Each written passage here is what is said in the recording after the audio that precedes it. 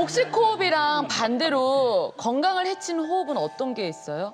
박용호 교수님께서 제일 문제가 되는 게 이제 안 좋은 입으로 숨을 쉬는 거죠. 흔히 이제 코가 잘 막히는 사람들 이제 습관적으로 입으로 숨을 쉬게 되는데 우리가 코로 숨을 쉬는 제일 큰 이유 중에 하나가 이 코가 필터링 역할을 해주는 거예요. 우리 코털이나 이 코 안에 있는 섬모들이 각종 오염 물질이라든지 그다음에 뜨거운 공기나 차가운 공기도 이 코를 통해서 적당한 온도로 바뀌면서 호흡기로 들어가게 되거든요. 네. 근데 그런 과정 없이 바로 입으로 숨을 쉬게 되면 그런 유해 물질이 곧바로 호흡기로 들어가거나 또는 뭐 바이러스나 세균들이 걸러지지 못하고 바로 들어갈 수 있기 때문에 문제가 되는데 실제로 간질성 폐렴이라고 있는데 이 폐렴 환자의 100%가 구강호흡을 한다고 해요. 그러니까 그만큼 교과서에 기재돼 있을 정도로 구강호흡과 면역 시스템이 밀접한 관련이 있다는 거죠. 예.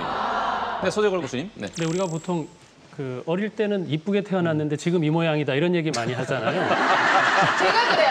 제가 그런 것 같아요. 옛날에 예. 진짜 이뻤다고. 어릴 때 확인을 다들 못해서 그런데 실제 어릴 때 그러다가 언제 변화가 있냐면 요 사춘기 호르몬 변화가 확 있을 때 그때 어떻게 형성되느냐. 그래서 대부분 중학생 되면 대충 좀 못생겨지는 이유가 그건데 예, 어정쩡해요. 그건 이제 호르몬 발달이 성장점이 턱에도 있거든요. 그러니까 턱 모양의 변화가 있는데 또 한 가지는 입으로만 숨을 쉬면 산소를 입으로 자꾸 받으려고 하기 때문에 네. 턱이 많이 나오게 되는 현상이 있어요.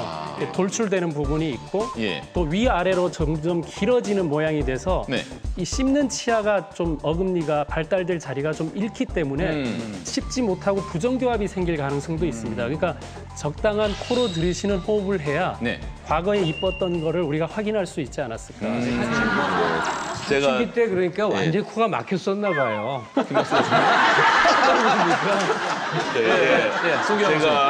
제가 추가 설명을 드리면 이제 코가 막히니까 입으로 숨을 쉬는데 코 막힌 원인은 코 뒤쪽에 편도가 막혀서 입으로 숨을 쉬는데 입으로 숨을 쉬려면 혀가 내려가야 되겠죠. 예. 혀가 내려가니까 그 내려간 혀가 밑에 치아를 밉니다.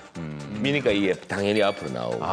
그거를 이제 이비인후과에서 이야기하는 아데노이드형 얼굴. 이 편도를 아데노이드라 그러거든요. 그래서 그런 경우에 이제 주걱턱이 되고 부정교합이 되고 그런 원리입니다. 아, 그렇군요. 예, 양재진 교수님. 네.